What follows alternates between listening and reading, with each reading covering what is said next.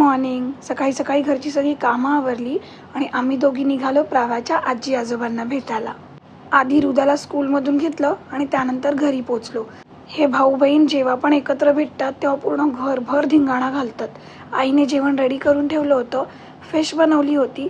प्राव्याने खूप आवडीने ती खाल्ली. तिला भरवून झाल्यानंतर मीही जेवून घेतलं.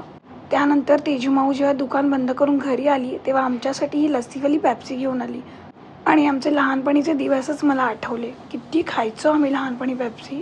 संध्याकाळी आम्ही तिघेही रेडी झालो आणि निघालो केजेच्या ऑफिसमध्ये जायला. सगळ्यांना प्राव्याला घ्यायचं होतं आणि पूर्ण ऑफिसभर ती लोक तिला फिरवत होते. प्राव्याही सगळ्यांबरोबर छान एन्जॉय करत होती. आम्ही हृदा आणि प्राव्याचे खूप सारे फोटोज आणि व्हिडिओज काढले. त्यानंतर तिथून निघालो आणि केजे आम्हाला घेऊन गेली स्टारबक्समध्ये कॉफी प्यायला. तिथून घरी आलो. घरी आल्यावर आम्हाला ताताही भेटायला आली होती. प्राव्याला एवढी झोप आली होती पण मॅडमची झोपच उडून गेली आणि ती ताताबरोबर खेळत बसली. रात्री डिनर झाल्यावर आम्ही फालुदा खायला बाहेर पडलो आणि बाहेर जायचं म्हटलं की प्राव्या बघा किती खुश होते.